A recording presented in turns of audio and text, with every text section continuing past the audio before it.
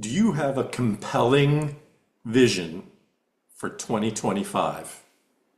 Welcome to the Rich Life video newsletter, issue number 5, and I'm Michael Lynch.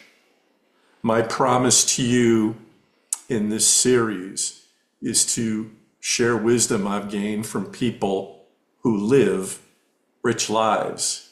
There's 4 key factors in this. Number 1, it's from people who are truly living their purpose in life. They know what their gifts are and their natural abilities, and they play those up to the hilt. Number 2, they invest in themselves. They keep getting better at these areas that they're already very good at. They think about creating value for people in their lives. Some of it generates a financial reward, other a spiritual reward for them.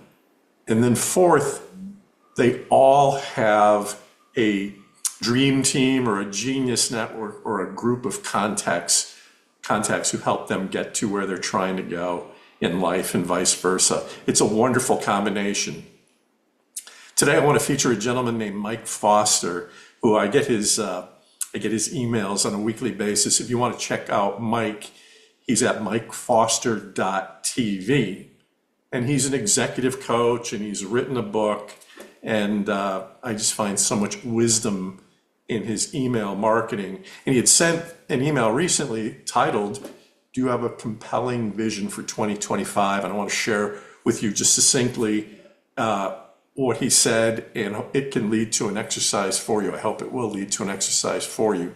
Number 1, he says, a great way to define a vision for your life is it's a hopeful, exciting picture of the future. It's about creating a life you love. And again, I'm looking at notes here as I share this with you. The best versions of a vision aren't abstract. They're vivid and very clear. They get your heart racing. They get you all excited. They're the kind of pictures that make you stop and say, wow, if I could create that, it would change everything in my life. It's a great definition of a vision. And he said that most people don't get to that level. They tend to say things like, well, I know I don't want to be stuck in a crappy job, or I don't want to repeat the mistakes I've made in my personal life, or I just don't want to feel unfulfilled.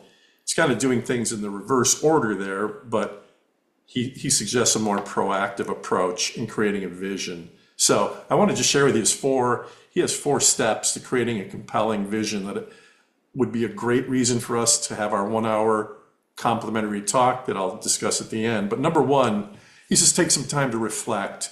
Ask yourself, what kind of life would make me proud to be living 1 year from now? And this is a good time to be talking about this at the end of a year.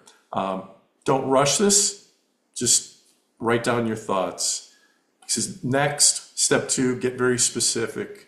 A good vision is not based in vagueness. If your vision is to spend more time with your family, virtuous thought, get more specific. Does that include pizza night Fridays, going on hikes on Sunday mornings? Getting specific from that perspective.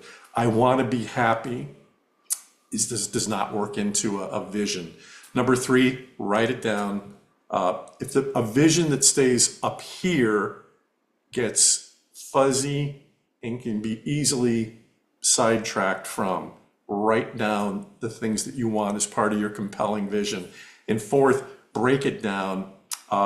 Your vision may seem overwhelming, especially if you think big and allow yourself to think big.